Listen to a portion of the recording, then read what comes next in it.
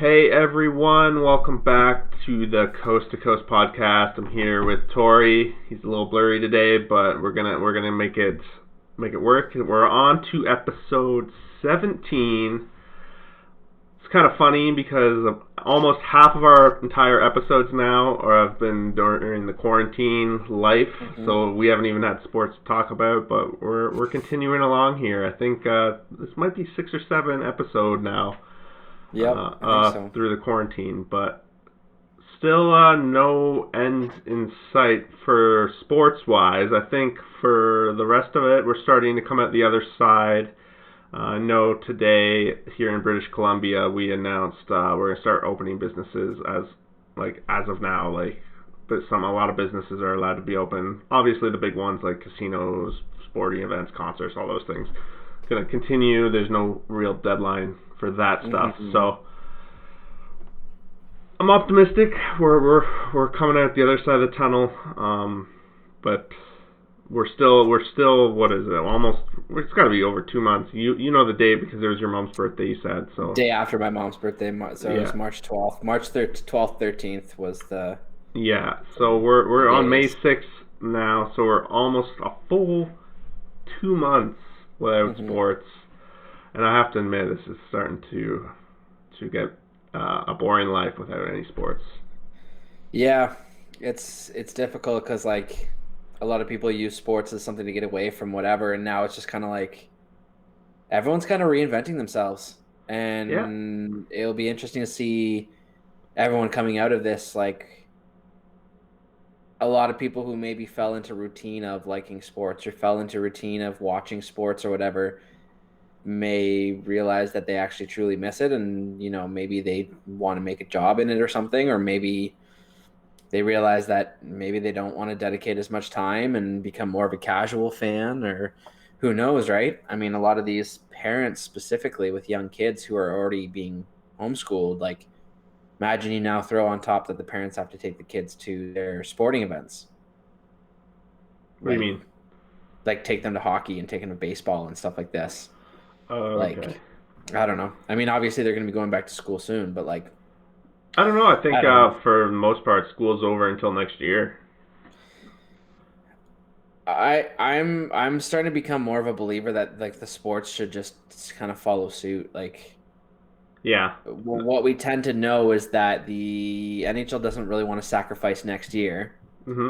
And they have a couple breaks that they can get rid of. They can throw the All-Star game out, all that other fun stuff. Still means they have to start by probably December 1st at the latest, because you're not going to start at Christmas time or at the holiday season, right? You're going to start at the beginning of December and maybe take a week off then. Yeah.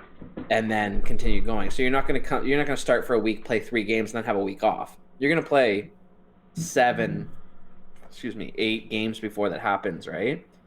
So you got to think that games are going to start December 1st, which means that the camps have to open second week in November. Yeah. You got to get free agency and you got to get the draft in there. Unless they do the draft now. I have no idea what they're going to do about this season. I was kind of with you. It's kind of like with the school. It makes sense to maybe just cancel the rest of the season as much as it sucks and start again next year. But the problem is in that everybody knows that everyone expects, all the models and all that expect this pandemic to reemerge and resurge again around that time of year. So wouldn't we just run into the same problem? I don't know. We've talked about sport. I think I mentioned this earlier. Sports back and fans in the stadiums are 2 completely different things. Yeah, that's true. And there'll be a timeline that's different, obviously, between the two. But take any part of life right now. There's a lot of people who have altered their way of work, altered their way of seeing family, all these other things. I know I mentioned before virtual access to rinks and stuff like that. There's going to be major changes. Before it used to almost be, the Leafs are so good because they can sit this many fans, or the Rangers are this good because they can sit this many fans and they can generate this much revenue off a home game. It's not going to be about seating anymore. There's some stadiums who already before this had plans to create, or they had, how do they phrase it? They had desire from their season ticket holders to make the seats more luxurious and comfortable and make it more worth it, where they're like, that's my seat, I want to be there during the game, as opposed to being like, Yeah. I don't necessarily want to be on top of somebody else the whole game. Yeah, it makes So sense. If you look at the way movie theaters kind of have been going with the VIP and the luxury seats and the service tier, it makes sense that seems to be the way they are going.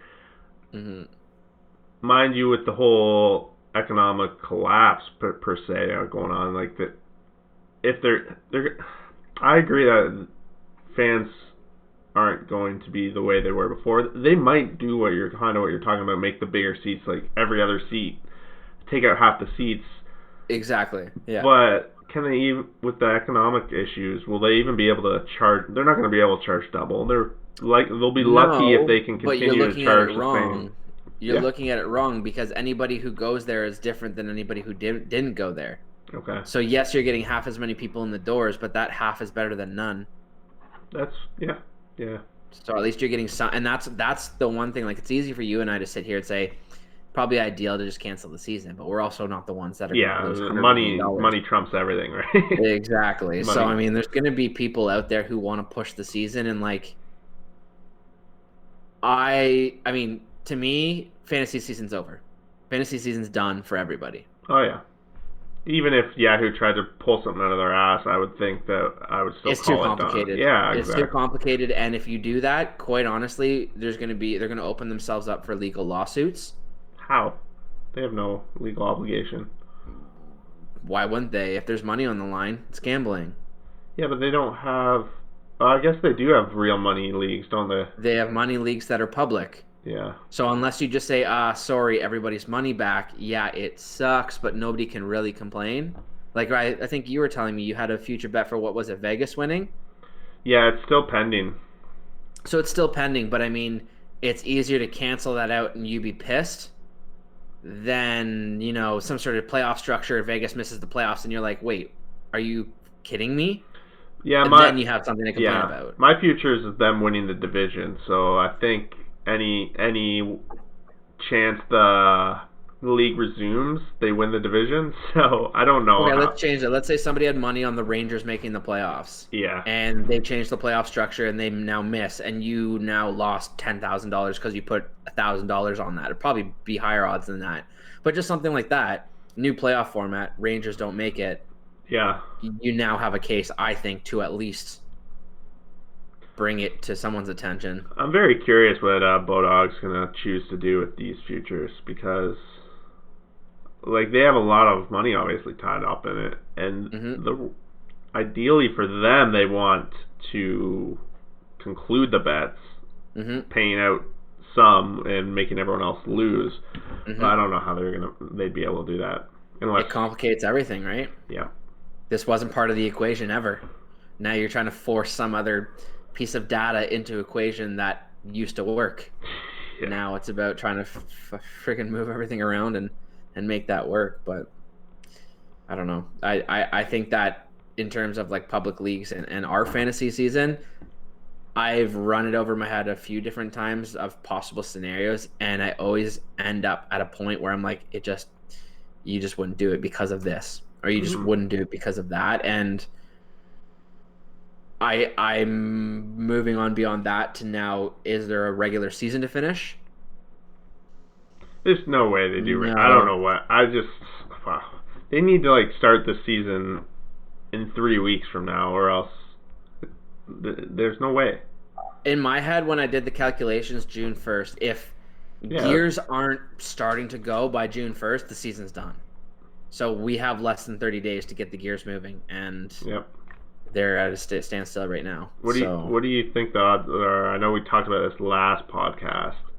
I'm curious what you put the odds are that a Stanley Cup winner is crowned.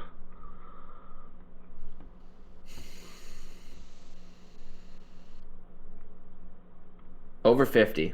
Over 50. I do. I think the NHL is, I don't want to use the word gimmicky enough because they're not a gimmick league, but I believe that they're a small enough league compared to the other leagues, but desperate enough for their money, especially to kickstart. Like, if the NHL didn't have Seattle expansion right now, they would be in a lot of trouble. Why do But you the think fact that that expansion helps? because they're $300 million in your pocket overnight, Oh, okay. Yeah, because they're buying it. like, Yeah. yeah, they're buying in $300 million, and you got Vegas, which really helped Oh, you it's more. I before. thought it was 600. It might have been more, but I know Yeah, that I I know. think Vegas was 500, Okay, and then Seattle had to pay an extra 100. I think. okay. Like, don't quote me on Either that. way, whatever those numbers are, that's a lot, right? So I Yeah. mean, it's going right into there. So like that's nice to have, but if the NHL can still conclude the season, I think that they'll be in fine shape. Like everybody's talking about the cap going down. The cap's not going down. It's not. It might stay the same for 2 or 3 years, but it's not going down. There's no way that that's possible. It's not feasible. It It's wouldn't not work. logical. It just Yeah, it won't would work. cause more problems than it would help. You'd be making 20 teams spend $40 million right now to get these caps off their book and then also go spend money on somebody else, even if it's a kid. So you're telling these teams that are struggling with this money because of this situation, oh, by the way, you got to kick 50 million out right now to save yourself so that you can be compliant for next year. You're not going to shoot somebody while they're down, right? Yeah. So I don't think it's going to happen that way. So to me, it's just not going to happen that way. And you can't do points percentage. You can't roll back the season to a certain amount of games. Games have been played. They've happened there in real life. Like, what if you were at that game and they just pulled this game and they're like, oh, this game never happened. Oh, really? I was at the game. It happened. It was a game. Yep. You can't just take a game out of history. Well, there was a case of that happening this year, let's be honest. St. Oh, Louis Blues, Anaheim Ducks. The game happened, but it didn't happen. yeah. There's been different cases like that and stuff. Yeah, fair. But yeah, like, you know what I mean? Like, Yeah, I'm it's. just being a smart ass at this point. There's always outliers. But yeah, I don't know. I don't see how you can do that. So like you're the only logical scenario for me, or the most logical scenario to conclude a regular season, is that you bring everybody back and you play an X amount of games, whether that's 68, 72, 74, 75, whatever that number is. Yep. But if you're Detroit and these other teams, yeah, you want the revenue from your home games, but like you don't want to come back. What if you're a veteran on one of these teams who's Yeah, and that's I exactly don't what want I to was come back saying for the last bullshit. podcast. Is like Yeah. the shitters aren't going to want to come back. And look at the problem when we had the half season lockout. Half season lockout was what? October, well, I guess September, end of September, October, November, December, January, I think. I think it started up again in January. So let's say 4 to 5 months of a layoff. We're now at, what is it? Two months. So we're at half an off season right now, or half of the lockout, sorry, is what I was saying. Yep. How many of the older guys after the lockout came back and had groin issues or back issues or these little lingering issues that, they missed a game here or there, or they had to, they weren't available for 20 minutes that night. They could Well, only that's play part 10. of the problem too with this whole thing was that I'm sure they had more what's the word, opportunity to meet with like the physios, the people that kept them tuned than the average Yes. person. But That's the true, average too. person, like as someone like me who works in that industry the most, like no one's had access to that for months now. So like I know they're gonna have exceptions. They're gonna have their private people. They're gonna have access. Yeah, But like, the trainers have and they stuff. been training the way they were mid-season? No, they've been streaming on Twitch. They've been playing video or games. even if they've been rollerblading, it's not the same. It's the same, but it's not the Yeah. same. Like you can't use the same muscle groups that you're trying to use to your maximum ability For sure. in the game, and that's like. So reason why I bring that up is each team has one or two guys that you might have a concern like that about, or at least that would pop up. Okay, well then you go 1-2 injuries down your list. Well, now you're at the end of your roster. Okay, there's no AHL, so where are you going to call guys up? So if you can't have that many bodies, how many times do they say in the playoffs you need like 10 defensemen? Right? Yeah, no, for you sure. need X amount of players. So And these how are you going to have injuries them? that are they're just going to carry off. It's going to be a compounding issue for sure. But now if you're like, okay, let's say you're team X or team Y, and we say, okay, well, you can carry 10 extra bodies as a one-off. Okay, well, you look at whoever's team who maybe, let's say, I don't know, pick a random team. Let's go Arizona. Arizona has a lot of younger guys. I only pick them because I know they have a little Okay. bit of a younger system.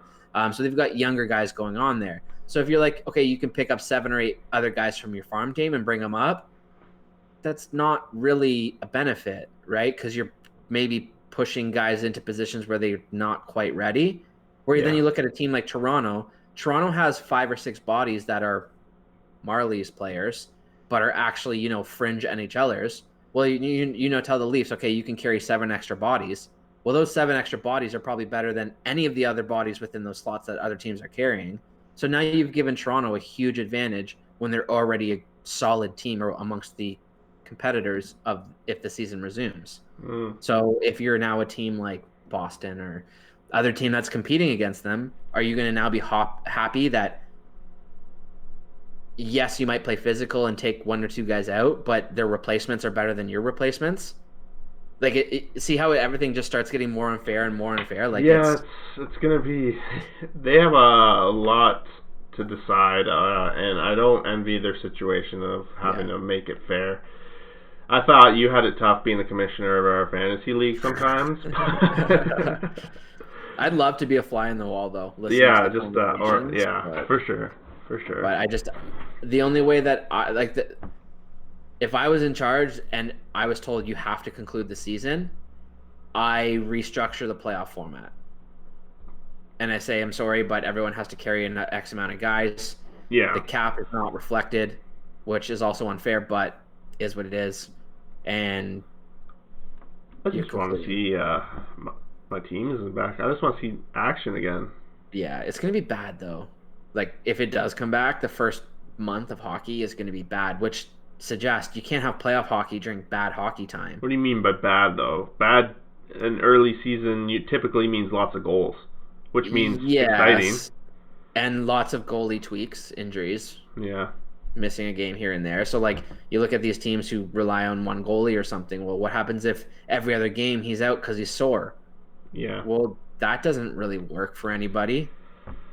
Yeah, So, I don't or know. what I happens think if you have a they're goalie they're that, very incentivized, both sides, to get back on the Mhm. ice, right? So yeah, I think at the end but of the there's going to be day, a there'll be lot a of things couple they have to figure casualties out. due to Mhm. the shortage, but they'll just chalk it up to a casualty of war kind of thing. Like, Yeah, well, that's how you have to look at it, right? Like, yeah, you can't change anything that we had to go sacrifice. through. It's just what you can do here moving forward. Mhm.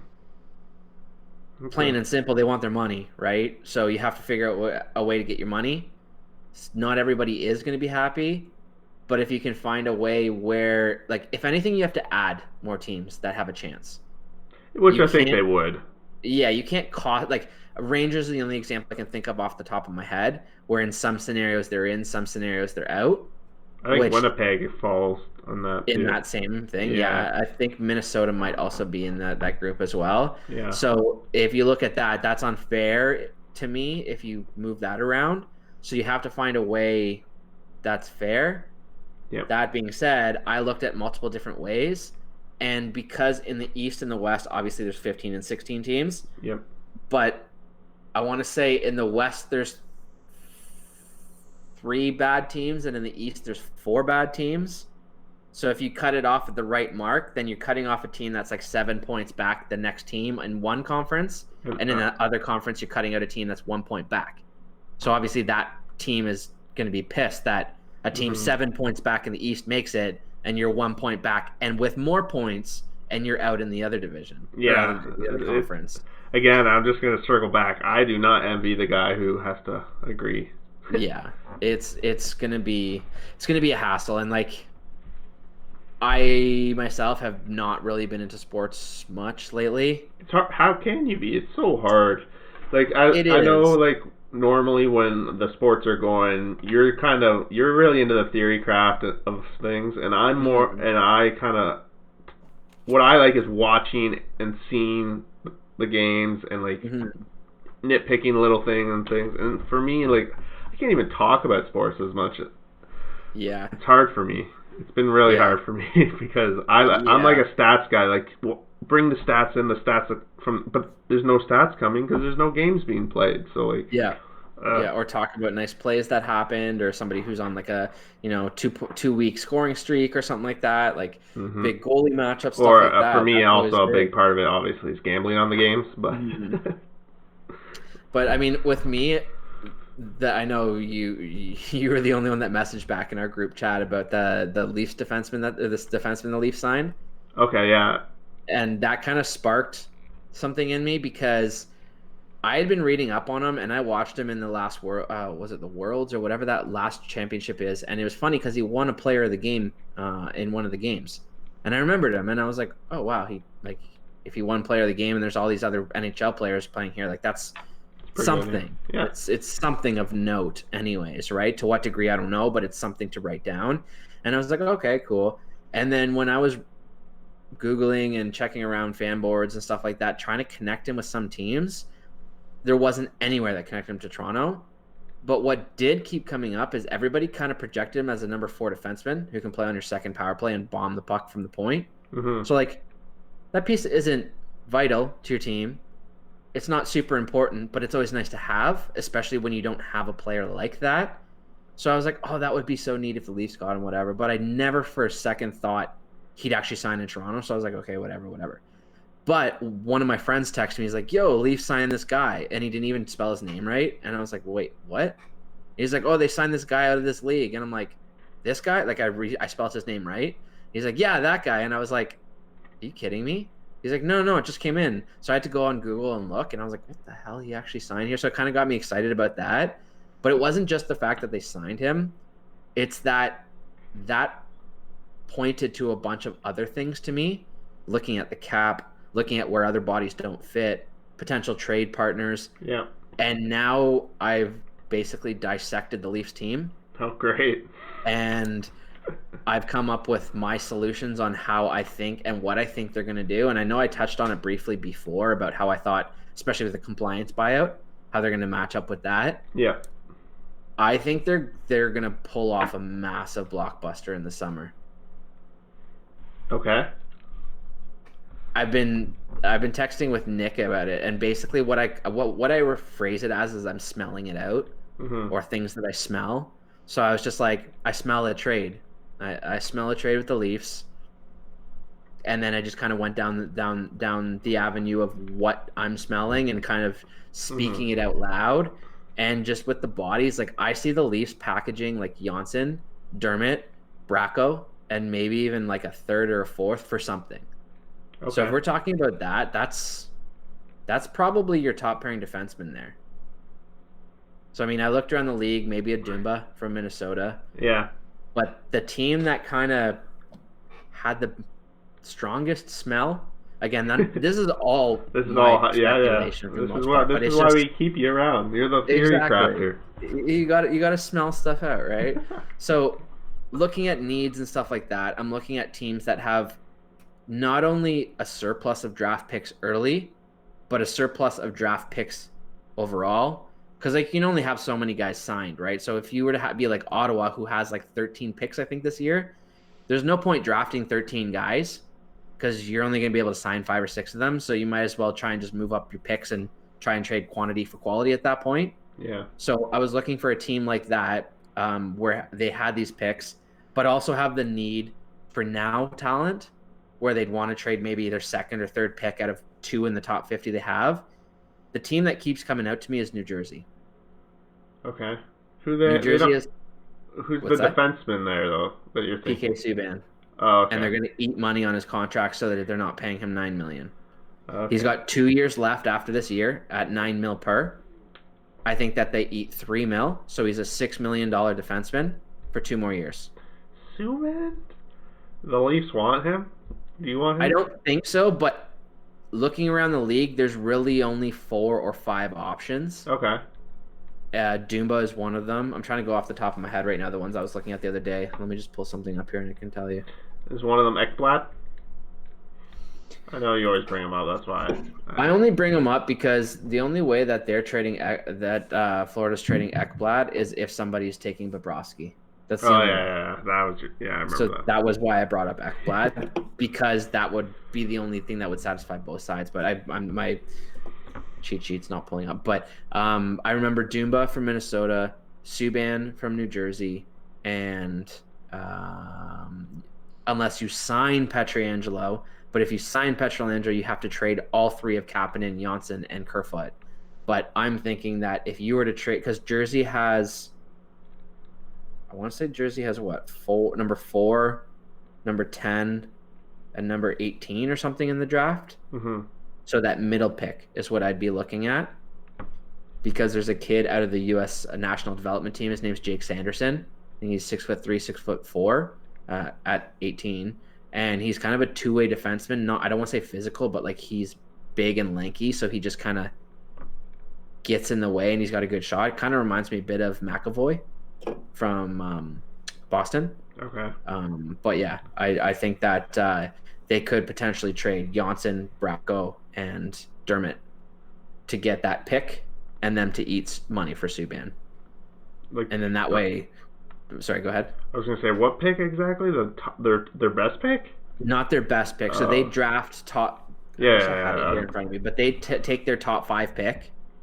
They'd give up their middle pick around 9, 10, 11 for 3 bodies in their roster now. Okay. 1 on D, 1 and 2 up front, and then you'd also get a pick, let's say in the 3rd round, and then you still keep your pick at about 10 picks later. So you're still getting 2 top 20 picks. You're getting 3 bodies in your lineup right now, and all you're doing is eating $3 million and dropping down in the draft maybe 50 slots. Okay, and while we're on the topic of the draft, I thought I heard rumors that they're just planning the draft to go ahead as regular right now. Yeah, that's the suggested plan. What date would that be then? Wouldn't that be like June 1st itself? No, it's not the 1st. It's like the first weekend in June. Okay, so it's usually like early 4th June or then. 7th or something, somewhere around there. Early June, okay. Yeah. That's what they're talking about right now, is if they're going to hold it, they're going to change the lotto for this year, and they're going to boot out the top 3, because what teams are worried about is a fringe team, wins the lotto, drafts top 3, and then ends up making the playoffs, which I don't know. Whatever. I'm of the believer that every slot should be a lotto. Every non-playoff team, like we're getting into the realm of the parity being so close, other than a couple outliers. Yeah, I mean, even I'm Ottawa, with you there too. Ottawa and Detroit in 2 years are going to be fine anyways. Mm-hmm. So I mean, these other teams, like there's going to be enough equalness that, like, one season Tampa Bay loses Vasilevsky, they're a fringe playoff team. They're still an amazing team, but you lose one big. All it takes is a little bit of a slow start or a bad run or a couple bad injuries, and any team can go from being a cup contender to out of the playoffs.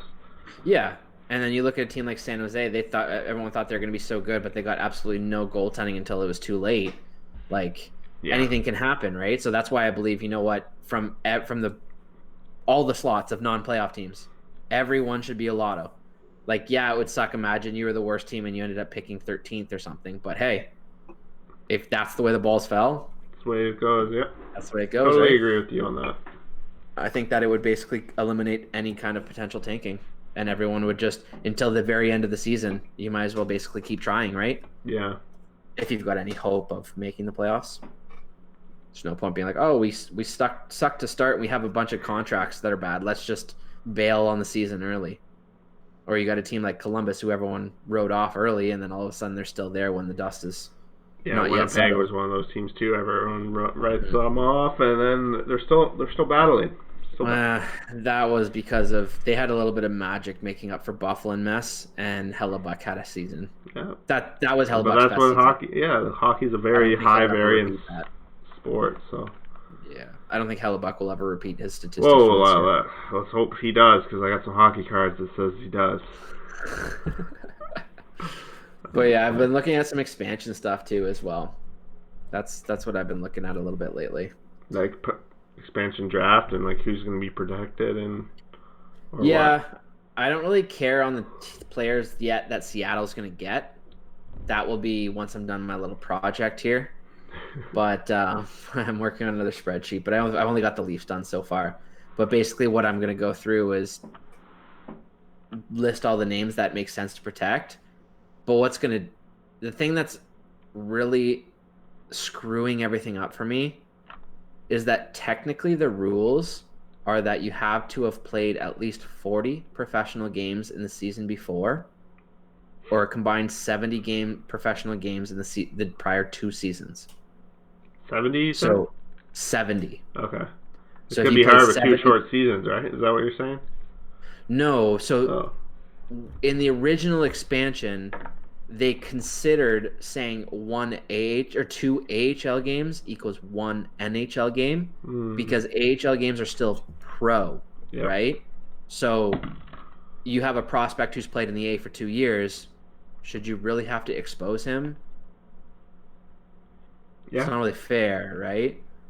And then there's also a kicker of European players. Yeah. Excuse me. So you look yeah, at like the Swedish league or something. yeah. So like the example I always use, just because I know it the most familiar, is Timothy Liljegren from the Leafs. Okay. So you could also say Nylander as well because he applies in the same logic. So because they were drafted out of Europe, you can actually play in the AHL 1 year earlier. Okay. So theoretically, if he wasn't European, Liljegren, he wouldn't have been able to play that first year he played, which some want that season to be ignored. Okay. Because technically, if he was a CHL player, he would have had to be in the CHL. The only reason he was in the AHL is because he's European and he couldn't go to the CHL. So if they say, screw that, we're not allowing that, that opens up the door for all of those prospects. I don't know them off the top of my head, but there's probably one maybe a team. So maybe 30 guys across the league that have only been in North America professional players for 2 years, and now they have to go to a different system, different city, different players, different trainers. That doesn't seem fair to me. Yeah, it's kind of rough for that person's career. Yeah, Except it might give them a chance to be on an NHL roster.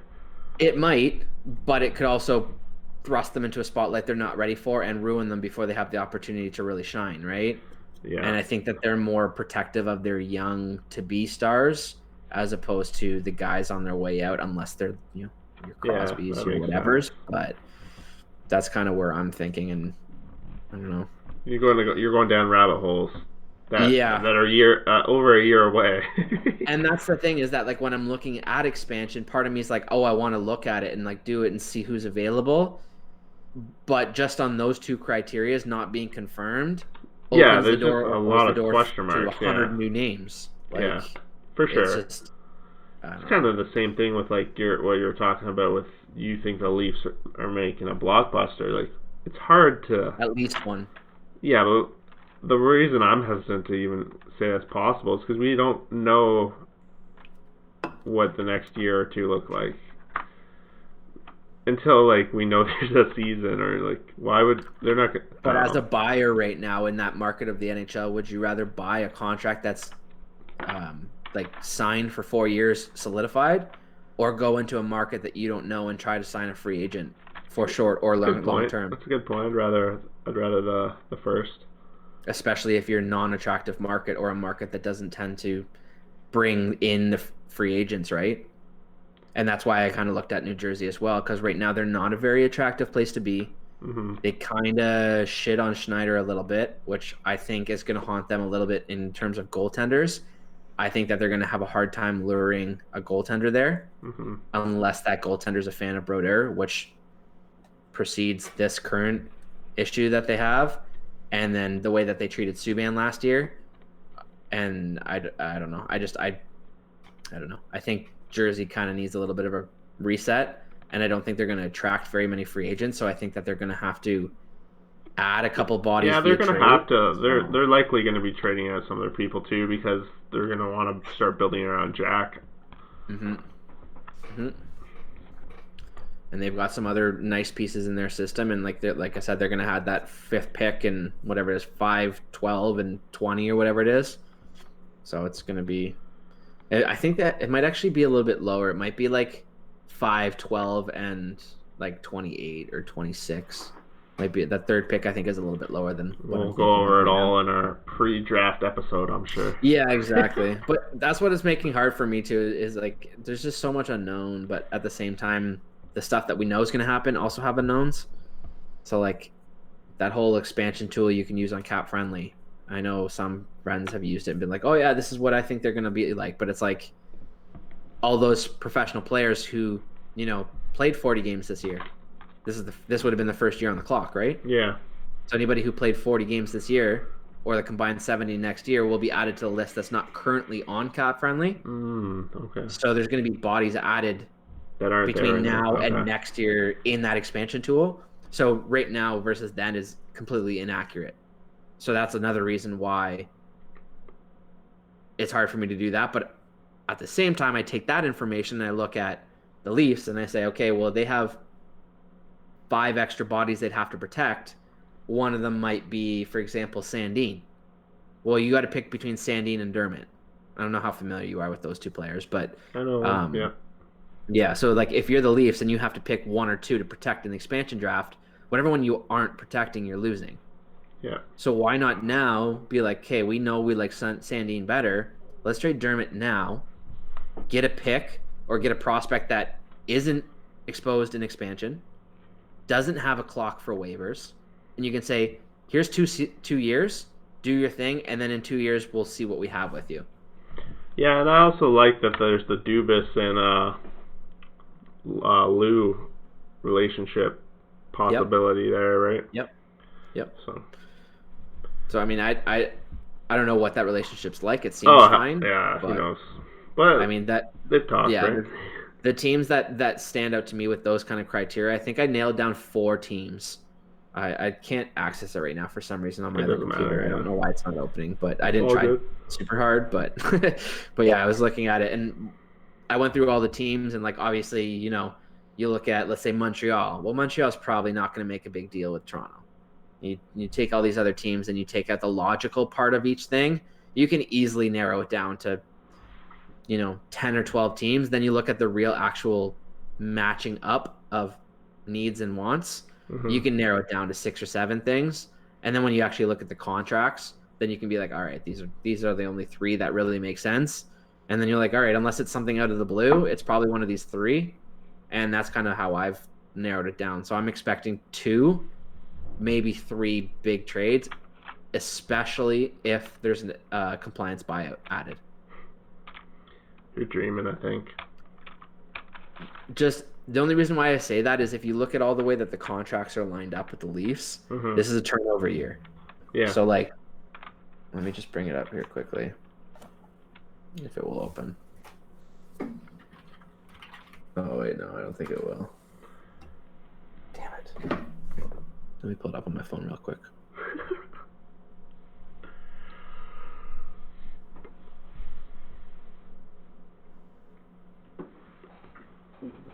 Okay, so on the Leafs, there's 1, 2, 3, 4, 5, 6, 7, 8, 9, 10 players out of their 23 players that are not signed beyond and extent of next year.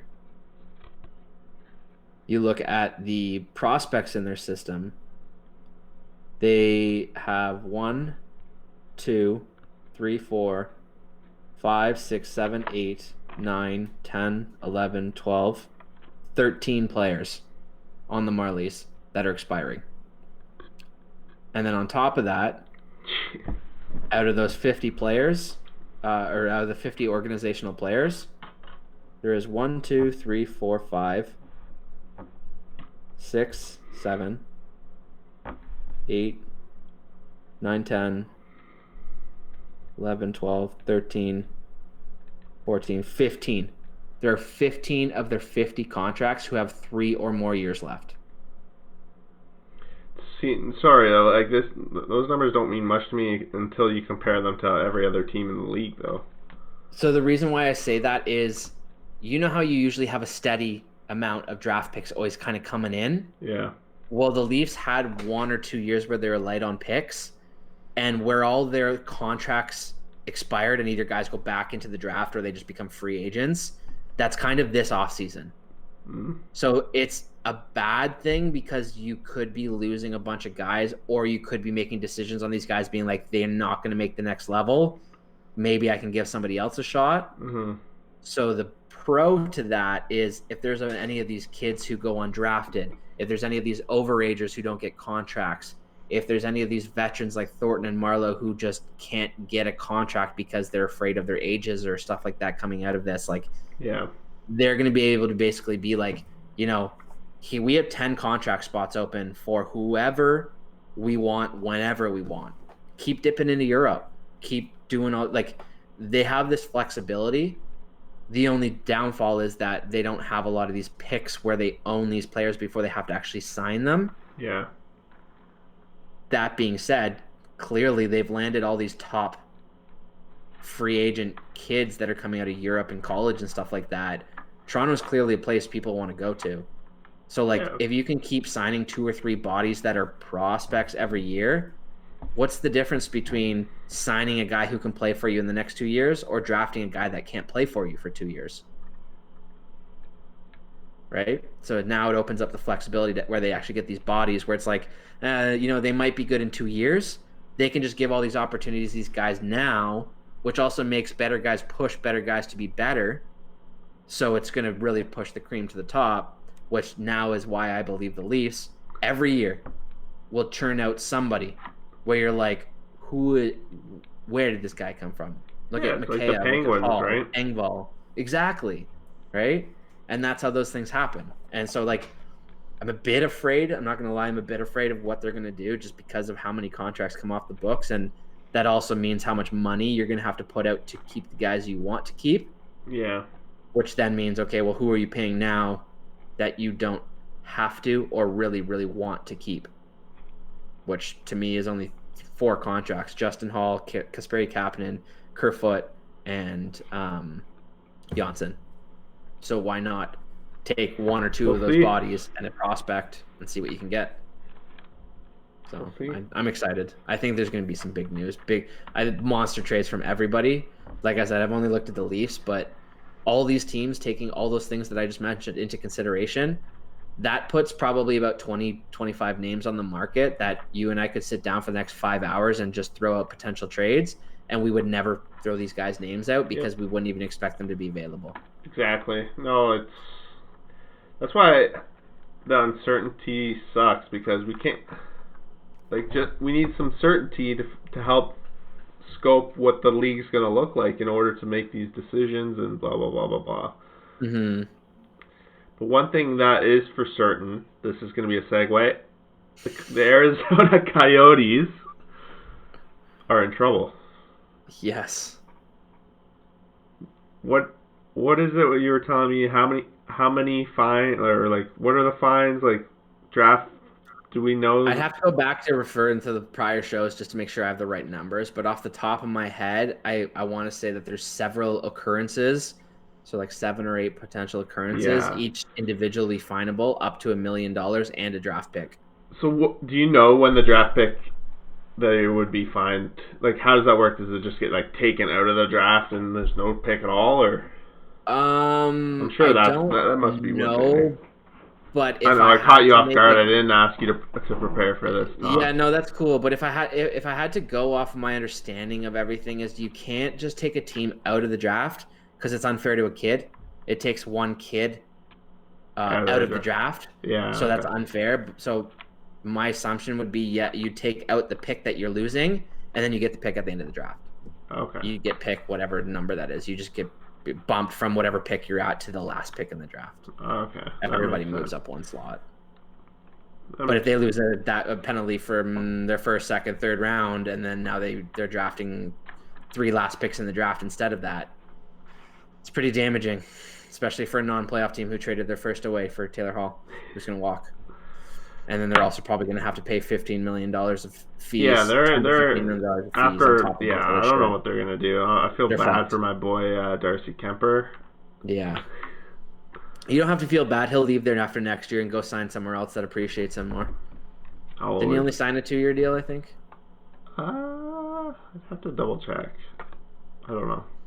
Oh, you would have appreciated this one. So I was reading an article the other day. I don't know who wrote it. I am going to say that it was a garbage article because I don't agree with anything that was written, but I want to also say that it was attached to a somewhat semi reputable source. But anyways, what they're talking about is free agent goalie predictions, Mm-hmm. where people are going to sign. One was Holtby, another was Markstrom, and the third one that they were talking about was, shoot, I can't remember his name, or who they were talking about. But they said they had Holtby going to Vancouver Allen? on no, Oh, okay.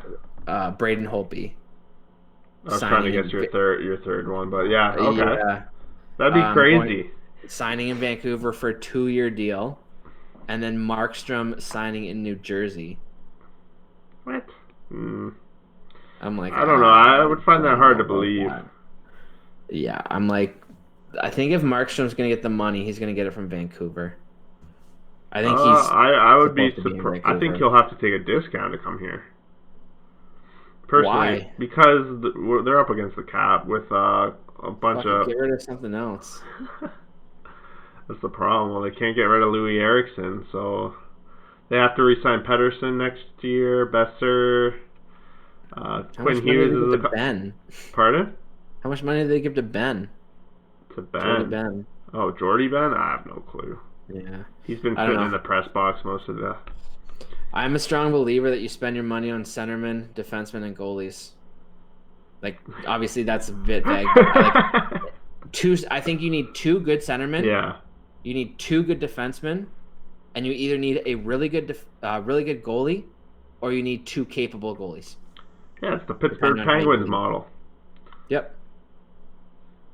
That's what it is, and the Leafs are starting to It build would have been that the way. LA Kings model if the LA Kings were successful at filling out the bottom of the lineup. It would Yeah. have been, the Chicago Blackhawks if they Yeah. were able to retain the bottom of their lineup and they didn't become so good. That's what I was saying to Nick the other day, is that, like, I think to really win a cup and be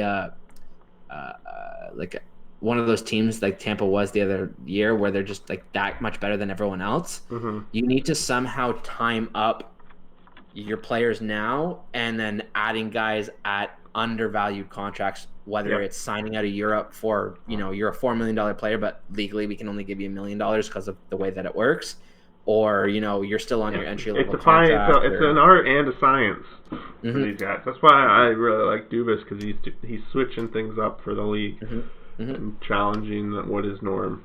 And the thing that is making me really think now is that in the CHL, or OHL, I guess I should say, a lot of the teams, it's kind of like you have your 2 or 3 year window of being really good, maybe even just 1 year. And then you might, depending how much you go for it, you might have 1 or 2 years of bad years because you went for it. That's not the way the NHL works.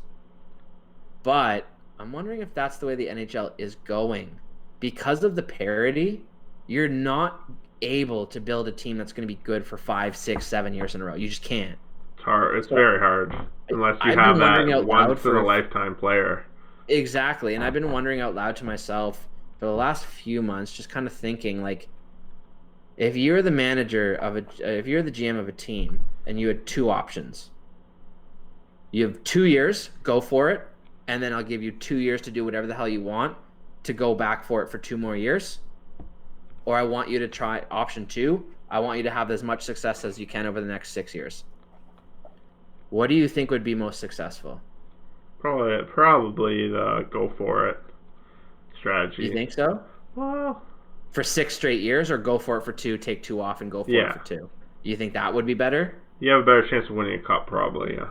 I think so too, because those years that you're good are probably going to be better than those other years that you're good if you're comparing good to good, right? Like your higher apex will probably be higher. So that's why I've been wondering, is Dubas doing that? Not necessarily, conceding to the idea that you have to take 2 years off, but is he conceding, saying, you know what, this year might have been a year, but then next year might not be the greatest because I got to kind of retool, but then I can take 2 more shots at it. And then I might have to take a step back and then take 2 shots at it. I think that's what he's trying to do. And if he stumbles upon something great while he's at it, cool. Yep. So yep. That's why I totally agree. I'm stoked that he's leading the Leafs. I think he's one of the best. I think he's going to be around for a long time. I think so in too. the league. Unless the Leafs just somehow flame out and explode and his career's over because of that. I think it's a trade. I think a really bad trade, like a Mitch Marner trade right now, I think would everyone in Toronto, man. He's not listening. He can't listen to the fans there. They're lunatics. You know what the talk right now is? Marner to the whoever wins or drafts second overall for Quinton Byfield. That's the talk right now. They're nuts, dude. And I'm like, so many of the articles are like, oh, do it straight up. I'm like, you want to trade one of the guys that you could say is a top 10 player in the NHL right now that you know is going to be that for the next 5 years, or take a chance on a guy that, yes, he looks amazing, but you don't know. They're just trying to get clicks, man. They don't even believe half the stuff they write, I don't think. Yeah. And that's one thing Nick's been saying a little bit to me too, is that he really doesn't like how the Leafs are lacking depth. But then my question is, what is depth? Depth, that's supposed to come from your farm system, in my opinion. But even that, what is depth? What do you need in depth, and versus what do I need in depth? Do you need a checking center? Do you need a penalty killing winger? You need line. I think you need scoring from all your lines. That's what I would call depth. Being able to being scared when that third line's out there. Yeah, they can still score. I think Vegas is the primest example of that. Yeah, they could score from any line, and every line had a player that you needed to watch out for. And not everybody's going to have 82 good games, right? Exactly, yeah. I mean, even the best players in the game sometimes need a night off when they're still playing, right? Like, you don't have it tonight. Instead of relying on you for 20 minutes, play 10, and we'll run you 24 next game. Yep. You know, it happens. So it's just like, I don't know. I like the thing that the Leafs are doing, and like,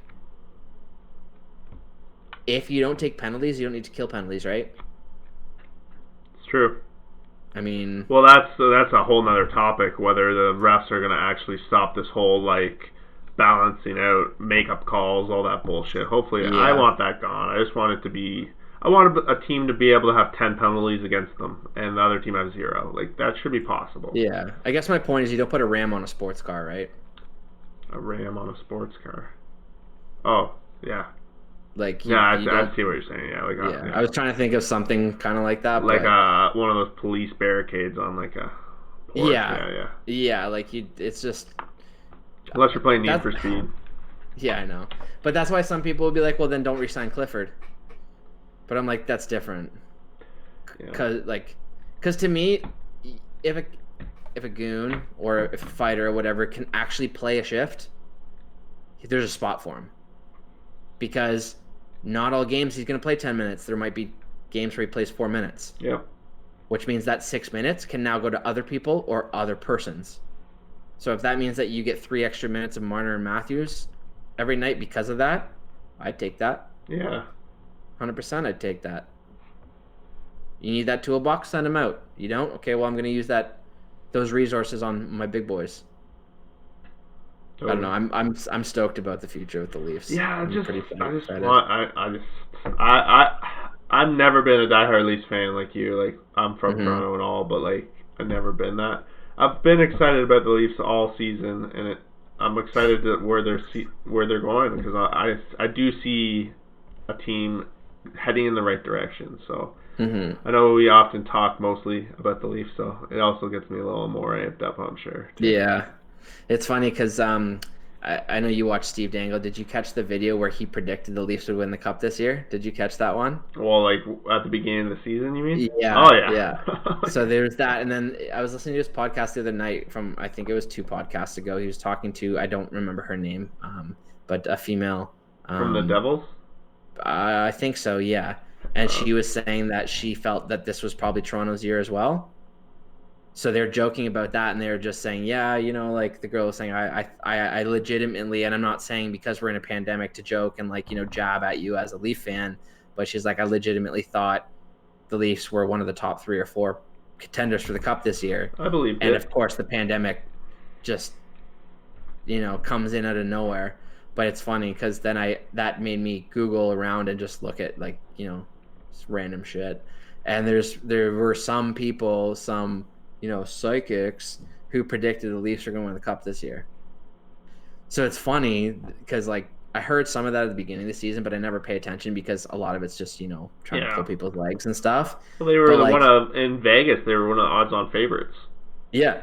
So it's just funny how like if there's no conclusion to this season, there'll always be again that what if. We've been talking about what if there was a power play when Gretzky high sticks was it Dougie back in '93 or whatever it was? Yeah. '94. Everybody in Toronto's been talking what if since then. Imagine now we get to talk for another 20 years. What if there wasn't a pandemic? Man, they can't even talk about that because those fans are the same people that were saying that the Leafs weren't going to make the playoffs for the past few weeks. But what makes it worse is the fact that Kerry Fraser said that. I think it was Kerry Fraser, right? He said that he missed the call. No, I'm just saying that all the people that in 10 years are going to blame the pandemic are also the same people that 2 months or 4 months ago were like the Leafs are missing the playoffs. They're garbage. Like, true. Those are the same people. And you and I think we're like one of the people on the record. Well, you were a little wishy-washy along the way a couple times. You said something stinks in there. You couldn't put your finger on it. You weren't. What? Sorry. What?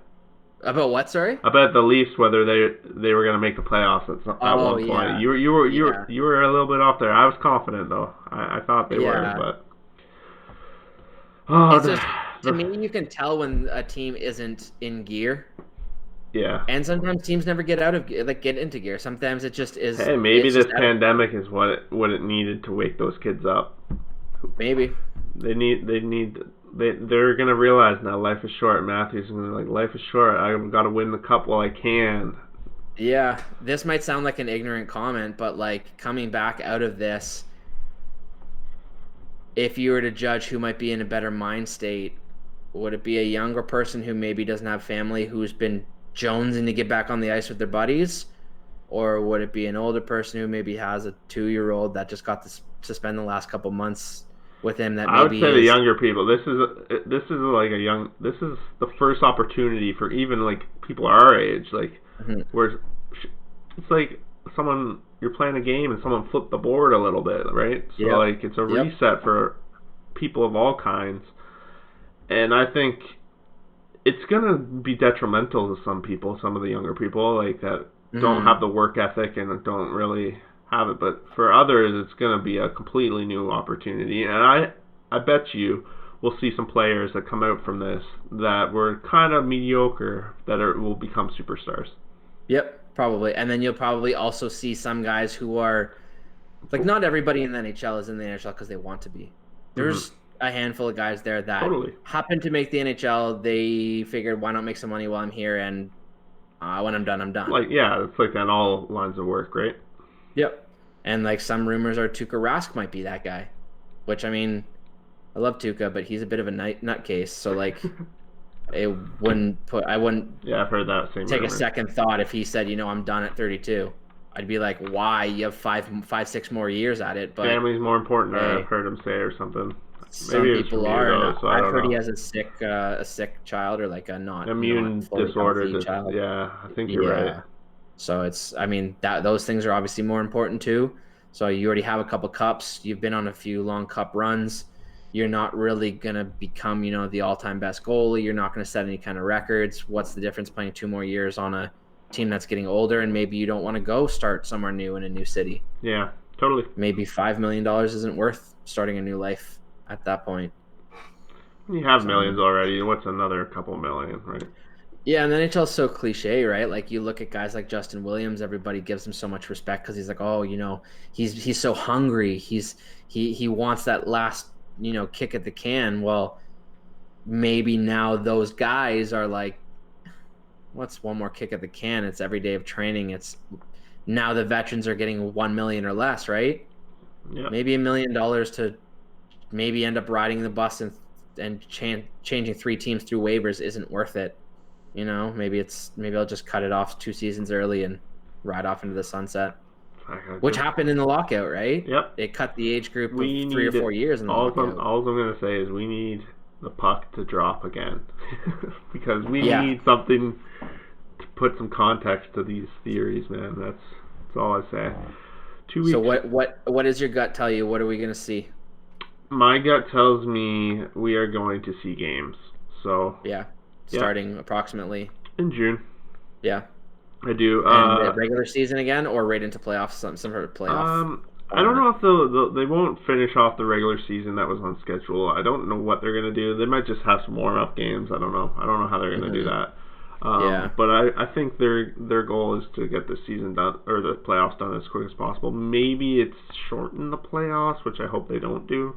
Like, yeah, but make 5 like game rounds or whatever. I don't know. yeah. Uh, I just think there's too much money at risk for them to not drop the Hmm. puck again. Um, Yeah.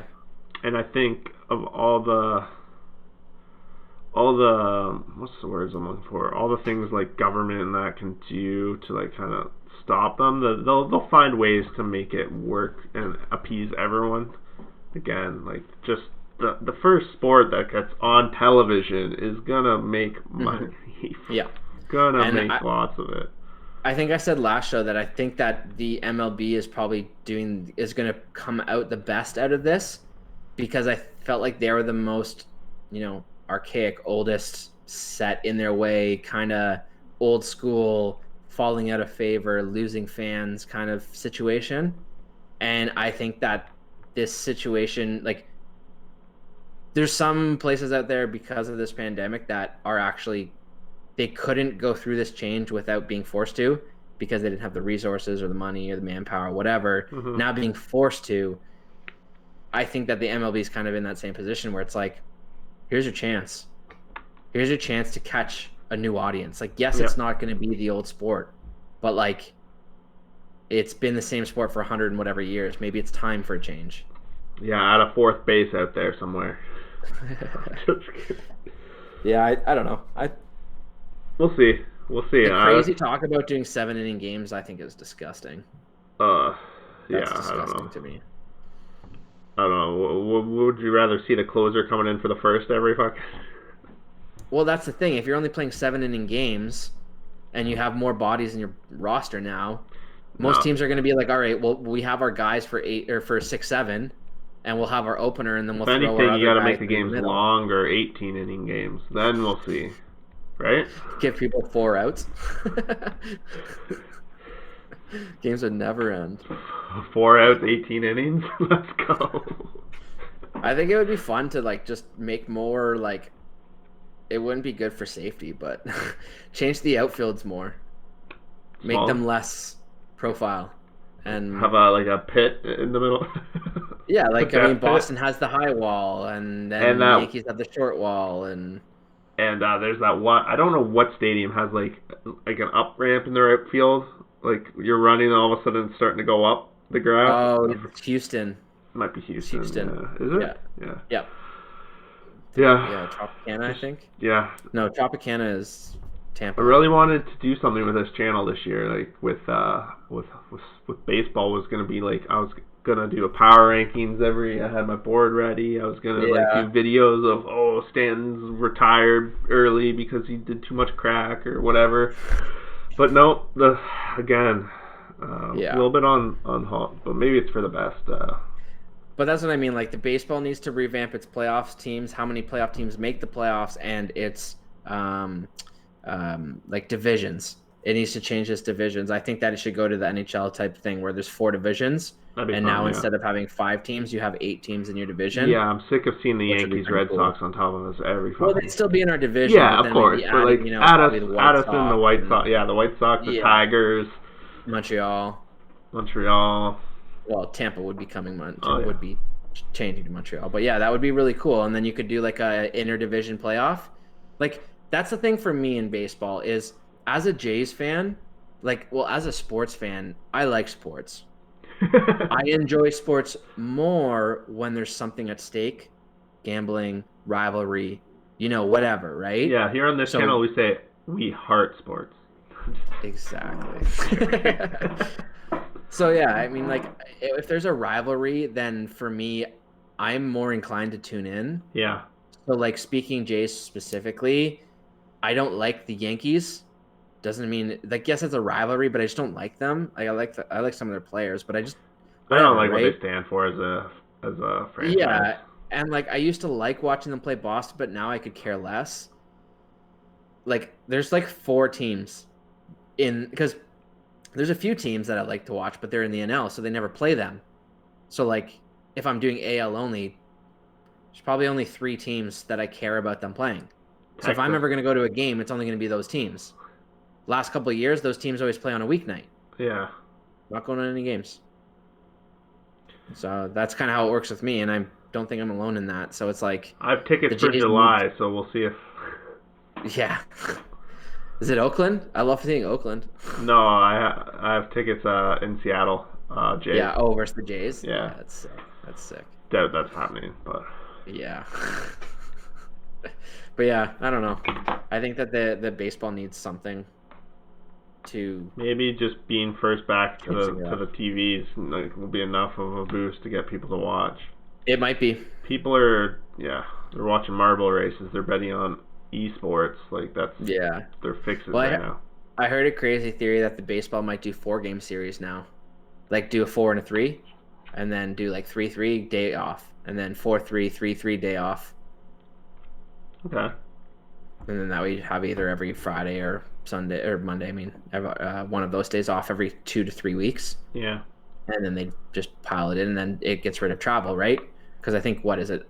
Some teams you have 3 different away and home. A week, yeah. Sometimes you have a 2-day Yeah. game set and a 2-game set.